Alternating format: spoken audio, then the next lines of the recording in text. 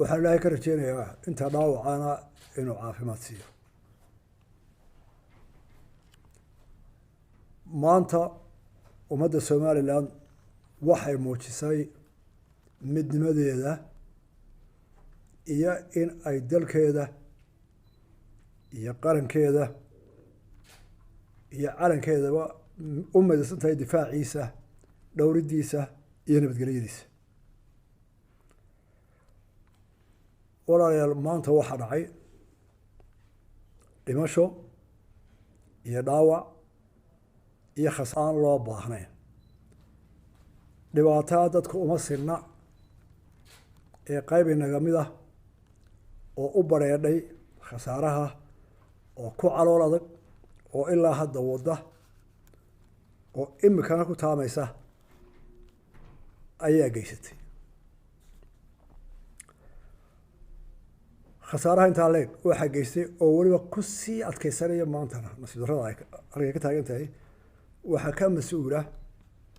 guddoomiyaha xisbiga wadani, guddoomiyaha xisbiga ucid iyo guddoomiyihii hore ee xisbiga wadani. su-aashu waxa weeye, maxaa ku kalifaya inay dagaalka intaa khasaaraha intaa lagu madgeliyaan? muddo 6 bilood ku dhow waxay caalamka iyo ummadda Somalilandba ugu baaqayeen oo ku dhawaaqayeen ay abaabulayeen mudaaharaad salmiya. waxay aada ugu dheganaayeen dastuurkaa noo ogol, iyagoo xeerar kale iska indhatiraya. in badan oo waxgarada iyo Somaliland dhammaanteed oo taageerashada u badanna waxaanu isla ogolahay in mudaaharaadka iyo dhibaato aynaan u baahno aynaan qaadi karin duruufaha maanta ina haysta. abaar leh, bad xidhan leh, dad badan oo inaga kamida dalkeena caawa oo laga yaabo intooda badan loo gurmado baahan, abaara leh. iyadoo intaas ina haysta waxaan hubaa xitaa dadka u codaynaya wadani ama u cid ee siyaasan u raacsan in aanay arrintaa raalli ka ahayn. caqliga saliimkiina maanta inaynu arrintaa 6 bilood kusoo dagaalano meesha ma qabanayn. dowlad ahaan 11 waxay u qabsadeenna waxay ahayd, waxay ogaayeen in wufuud caalami oo badani maanta dalka ku soo eg tahay berberiya halkanba. markaa odayaasha waxaa u muuqatay inay ku helayaan madaxtinimo oy guul ku gaarayaan. Somaliland way qasan tahay oo buuq baa ka jira oo halkaa fursad ugu arkeen. taasina waa ra'yi qaldan. waxaase nasiib darro ah iyadoo maanta waxaas dhaceen inay haddana maanta miidiyaha ka leeyihiin oo aanu sii wadanaa dagaalka joojin mayno. waxaan aada iyo aad u kalsoonahay inay ummaddii Somaliland maanta 6 goolba diideen inay usoo baxaan. 95% dadkii inay diideen oy nabadii qaateen, oy ganacsigoodii xidheen, oy khasaare dhaqaale qaateen, oo aan maanta lagu shaqeyn iyagoo nabadda iyo qarankaba u turaya oo ilaalinaya. aada iyo aad baan ugu mahadnaqayaa ummadda Somaliland ee gobollada joogta mid walba. qarannimada iyo midnimada ay muujiyeen iyagoo kale xisbiya ah oo mid walba qofka kale doonayo uu doorto, laakiin inay qarankii ilaalisay ummadda Somaliland oy ka garad weynaadeen dad waaweyn oo loo filayay inay hogaamiyaan iyaga. aada iyo aad baan ummadda ugu mahadnaqaya. walaalayaal, maanta waxaa intana soo gaadhay hadda ee la hubo waxaa dhintay 5 qof, 3 Hargeysa ah iyo qof ku dhintay Ceerigaabo iyo mid Burco ah. dhaawacu waa badan yahay, kolley 100 waa ku dhow yahay ama uu ku dhow yahay inuu gaaro 100. waxaa nasiib darro ah dhaawaca 60% in ka badan inay yihiin ciidamadii qaranka oo waraf iyo shiid iyo budh iyo bir iyo qaar xabada ku yaalaanba ah. waxaa la isweydiin karaa guddoomiye xisbi iyo guddoomiye hore xisbi oo siyaasadda guri ka hayo oo ciidankii qaranka ku abaabulaya in la dagaalamaan dhalinyaradii oo rasaas nool ku ridaya oo dhagaxaan uga turayn oo doonaya magaaladii in laga ilaaliyo marka la waddadaa hala maro ee loo ogolaado ee guriga xafiiskaagii ka mudaharaad ama ka hadlayay ay u hamuumaya inuu suuq weynihii soo galo oo qaranka khalkhal geliyo arrintaas waa su-aal taagan wixii arrin siyaasadeed iyo arrin tale ah caawa ma joogto halkan caawa waxaanu tacsi iyo cidda eedala inaan sheego waxa soo raaca nimanka oo kaaliyaalo ah nasiib darro rag ku jira golaha wakiilada oo lasoo doortay oo loo dhaariyey inay yihiin xildhibaano qaran oo ay ka gudbeen gobol iyo qoys oo si bareedha ugu dhaadanaya oo ku dhaadanaya inay xoog iyo mudaaharaad iyo qas wadaya kuna calooda una haysta inay tahay xisaanadu haystaan uma loo haysan maayo tahay xisaanad waxaan caawa halkan u imid oo micda tahay qaranka soomaaliyed inaan tacsiyadeeyo cidda eeddaas dush ka saaran tahayna aan tilmaamo qarankana aan uga mahadnaqaa midnimadooda kana codsado sida ay maanta u ilaaliyeen in wadajir looga hortago fitnada iyo qaska waxaan intaa raacinaya aan u sheegaya ciddii fidmo iyo mudaaharaad iyo qowl abaabula gashaba in aanu dhacaynin oo aan la ogolaaneyn mudaaharaad gobolada magaalo qura iyo tuulo dambe ka dhaca ilaa amar dambe waa laga hortegayaa oo qaranka lagu burburin maayo mudaaharaad aan sharciyeysnayn oo fidmo wada tusaalihii ugu wanaagsanaa shalay baanu bixinay waa markii u horreysay ee dowladda somalilan 30 sano ogolaato in mudaaharaad nabadgelyaa la dhiso waxaa loo sheegay halkay tegayaan waddaday marayaan ammaankooda la sugay waa muuqa weyn waayo uma muuqato taas iyaga dhammaan ciidamada amniga wasaaradaha dadweynaha Soomaaliya xisb kastoo yihiin waxa koow ah nabadda sidaa darteed mudaaharaad intaasaa naga filan waa laga hortegayaa waana dembi qaran waana nin wax burburinaya ninka mudaaharaad soo qaada ma aha dimuqraadiyad loogu gaban maayo xorriyatul qowl loogu gaban maayo labadaba isaga kusoo dhumanaya qaranka nabadgelyadiisa iyo dadka dhimashadooda la dhaawacooda laga ilaaliyaa waa kowka oo qodob dadka ama media ama golayaasha fidmada wadaana waa dambiilayaal labaad hay'adaha qaranka u xil saaran sharciyada laga marinay waana ka mariya iyo ummaddu inay sidii hore waday ay wado haddaan intaa ku soo dhaafano xorka hadalkeena waxaan doonayaa inaan sharxo maxaa guddoomiyihii hore ee xisbiga wadani iyo guddoomiyaha haatan ku kalifaya inay fidmo iyo dagaal ugu soo badaan mudaaharaad xorriyadda iyo dimuqraadiyadda horta marka hore waxaan sharxayaa dimuqraadiyaddu waa tala wadaag qoladan dimuqraadiyadda aynu kala diinta nahay kala dhaqanka nahay iyo inaga dimuqraadiyadeenu waa isku mid maaha dimuqraadiyadda inaga islaamka haddaynu nahay dimuqraadiyadeenu waa xadidan tahay waxa ka sarreeya inaga oonu aaminsannahay ilaahay koonkan abuuray wixii uu reebay uu xaaraantinimeeyey sideedaa loo reebay dimuqraadiyaddu fasixi mayso distoorkeennana waxaa ku taalla oonu ku xardhan oo qodobka ugu weyna wixii shareecadda islaamka hor imanaya uu reeban yahay shareecadda islaamkuna waxaa kolka hore baysa oo mabda'a koobaada marka ilaahay rumayntiisa iyo rasuulkiisa laga reebo qofka bini aadmiga ah naftiisa oo la ammaan geliyo xoolihiisa sharaftiisa waa koob iyo cirdigiisa intuba inay ka ammaan helaan waxaana ka mas-uula kolba ciddii ummaddu u doorato inay taa fuliyaan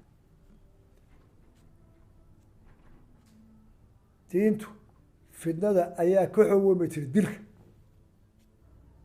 markaa horta aynu isla fahamno xorriyadda waa ilaa herkee inaad qof kala caydo oo waxaan jirin iyo waxaan u geyn iyo waxaan islaamno aad ku tiraahdo ood fagaaro walba isla taagtaana waa qadaf waana kabaair dambida iya kamid tahay dambiyada ragna waa ku faanaa maalin walba waa la soo taagay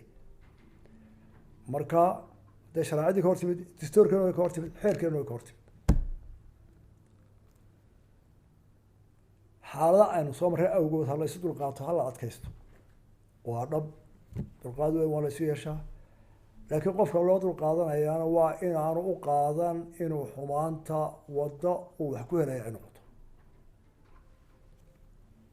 sidaa darteed guddoomiyihii hore ee waddani iyo guddoomiyaha cid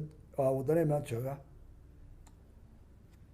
maxaa ku kalifaya inay u bareeraan inay fidno iyo mudaharada wax ku doonaan 6 bilood u qaylinaya 3 qodob ayaa arrintaa keenay mid waa talada guddoomiyihii hore go-aanka uu gaadhay muddo sanad ku dhow horteed talada uu gaadhay midna waa tacabkii guddoomiyaha iminka xilka haya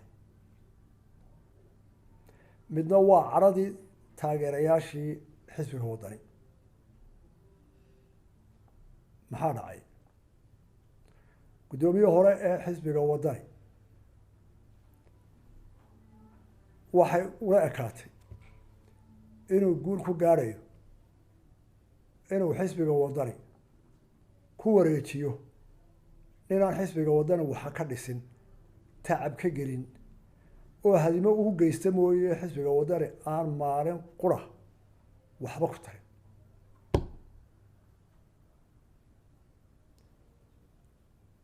guddoomiyaha hadda jooga maxaa kalifaya inuu saa yeelo guddoomiyaha hadda jooga waxau helay xisbi aanu ku tabcin oo heerdaamo mooye aanu maalinna wax hiilo siinin oo uu si baylaha u helay dabeetana si uu xisbigaa u haysto waxay danta ugu muuqataa in uu qalalaase kaga dhuunto doorashada iyo tartanka ururada ee hadda taagan waayo guddoomiyaha jooga hadda wuxuu arkaa in wareejintii uu ku wareejiyey guddoomiyihii hore xisbiga taageerayaasha ay ka cadhoodeen oo ay ka baqayo in aanay xisbiga hadda la soo saarin labadaa qodob waxaa ka dhashay cadhadii taageerayaashii xisbigii waddani oo ka gadooday xisbigii tacabka ay geliyeen ay ku dhabar jabeen ee cod iyo xoolaba geliyeen iyo caqliba in had cad ay fara maran ka soo joogsadaan taasina waxay keentay inay cadhadii tala gaara iyo halkay doonaan inay la tagaan laga yaabo ay ka tashanayaan 3 qodob waxaa ciro loo sawiray oo uu run mooday haddaynu mudaaharaad wadno dowladaha iminka waa laga yaacaa sirilanku filim ka daawaday waxay la noqotay haddii buuq la aso inuu saa madaxal u gaadhayo cabdo khalad fi lxisaab somaliland waxa qura oo madaxnimo lagu noqon karaa kolka hore waa nabad iyo doorasho labadaa waxaan ahayn nina hore uguma gaadhin haddana ku gaadhi maayo waxaa kaloon u sheegaya inay ugu filan tahay maanta cibrad qoladaas waddani jawaabtii ummaddu ay siisay 7 gobole loo siiyay inay ka mudaaharaadaan jawaabtii dadku siiyey inay ku diideen mudaaharaad iyo fidmo iyo qalaaqal iyo dagaal cid waliba xataa kuwii u codeynayay ay muujiyeen codka xaq baad loogu leedahay haddaanu kula ogolaano laakiin dagaal iyo fidmo geli mayno oo dadku ka maagaano kasoo joogsadeen 195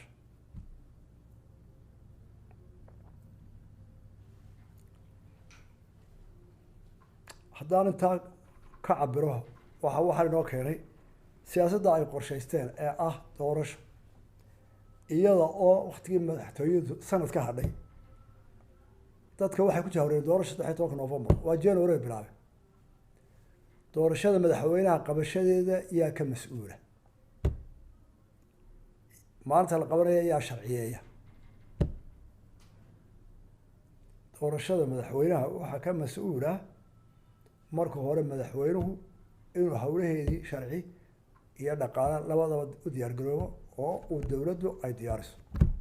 la iskuma diidana weli lama maqal madaxweynaha iyo dowladda oo bedelaya doorashadii laba qabanaayo waa la ogolaya sharcigii tahay wuu inoo yaallo 13 ayna sugayso fagaaro walbana waa laga sheegaa bal haddaba 13 iyagu xaggay ka soo galeen waxaa laga rabay xisbiga waddan inuu tabantaabiyo oo uu caawiyo inta kaga soo beegantaa hirgelinta doorashada madaxweynaha oo maxaa kaga soo beeg sharciyadda baarlamaanka la maraya xubnahoodu inay u degan walaadaan dedejiyaan ansixinta guddooyinka guddiyada ka qayb qaadanaya geedi socodka doorashooyinka oo ka mid tahay guddidii diiwaan gelinaysay ururada cusub mudday la hadheen 4 bay soo daayeen 3 bay diideen xisbiyada mucaaradka maxay waqtiga u reebayeen kuwa waxa u qarsoonay oo sheegaynin inay ka warwar qabaan inay ku soo baxaan ururo ila tartamaan oo ka adkaado taa waaba la gartay hase yeeshee markii majority-ga dhaafay waa lagu qarxiyo oo way hawl galeen mar quran ma waxay leeyihiin door hal diiwaan geliyo ururada siyaasiga waa hagaag haddii ururada siyaasiga la diiwaan geliyo oo caawa 15 tallaabadii hore ka gudboonay dhaqaale shubay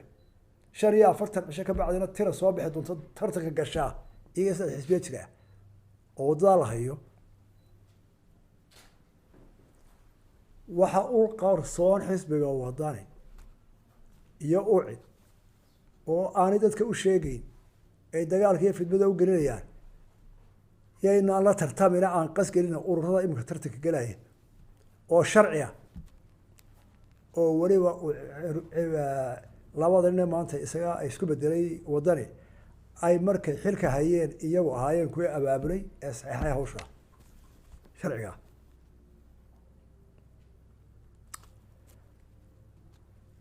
waxa timid oo kaga soo beegantay guddigii doorashooyinka 7 xubnood baa loo geeyey ayaa loo dhiibay bar bay soo daayeen intii kalena way reebeen fasax 2 biloodna waa la gelayo way ku beegeen haddana waxay leeyihiin doorashaa dib u dhacaysa oo hay-addii doorashada geli lahayd ee qaban lahayd baa adigan haystee yaad uga cabanaysaa waxaan leeyahay ummadda Soomaaliland xisbi kasta ku jiro hawl kasta hay ninka doonta jecelo oo doorka doonta nabco ma macquul baa xisbiyada mucaaradka inay qaybtii kaga soo hakatay lagu tijiyaan doorashada madaxweynaha dadkana ay ku dagaal galiyaan doorashada madaxweynaha oo dhaweynba hadday waqtigeedii timaado oo duruufaha qaar haddii kuba yimaadaan oo su-aasha lama qaban karaya ay maqlaan dadka haba xanaaqeen oo mudaharaade laakiin oon jiriba maxaa dadka loo leynaya maxaa cidmada loo leynaya maxaa dadka loo burburinaya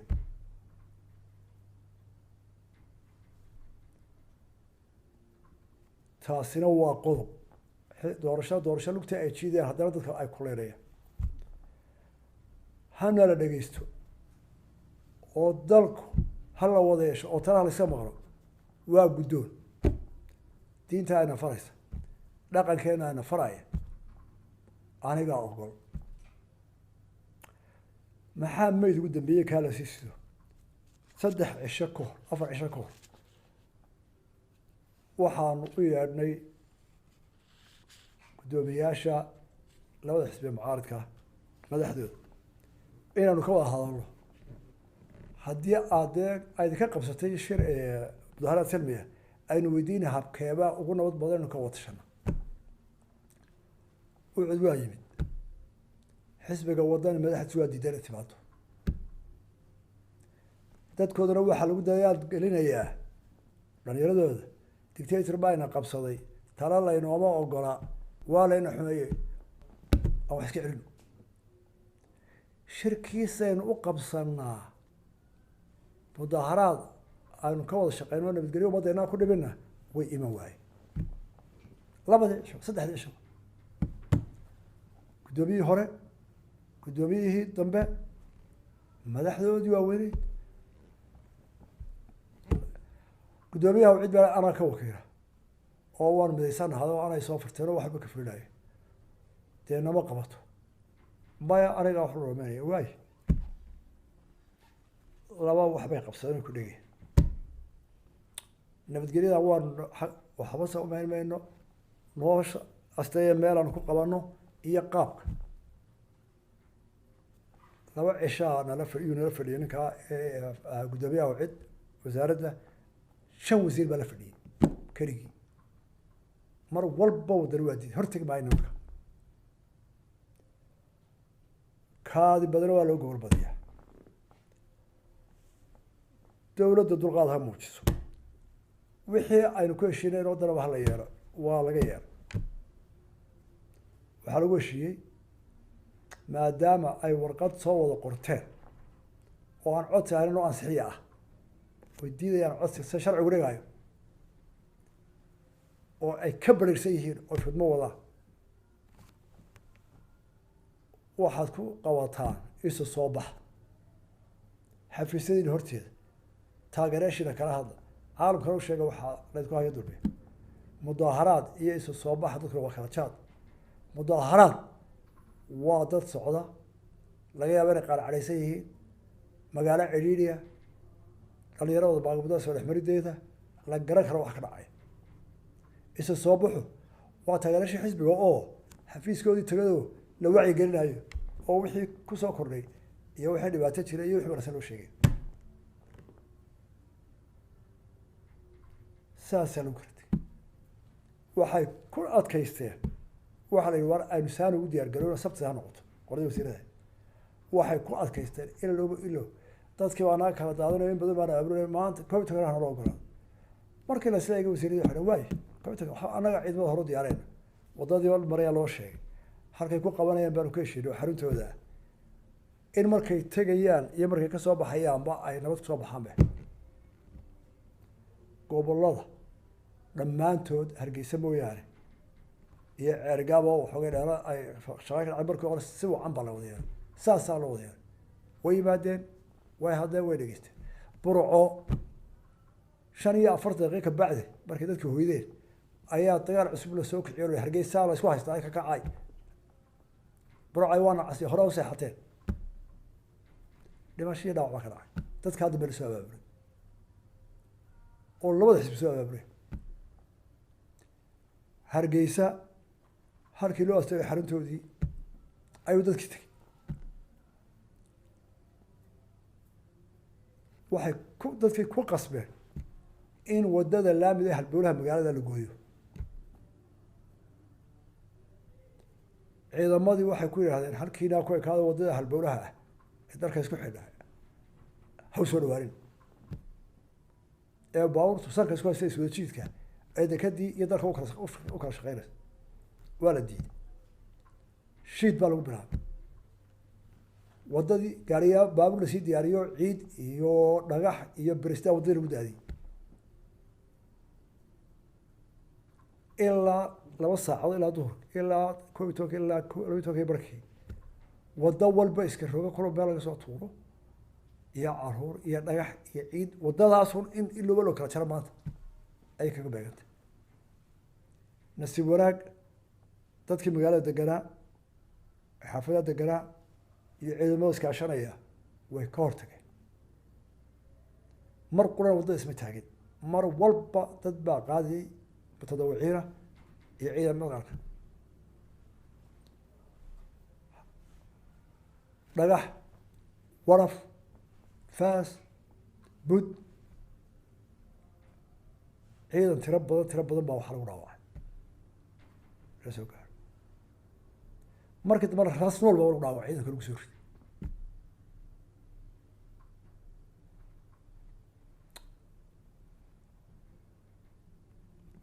doorashaa doonaya aan ku helayaa sidaa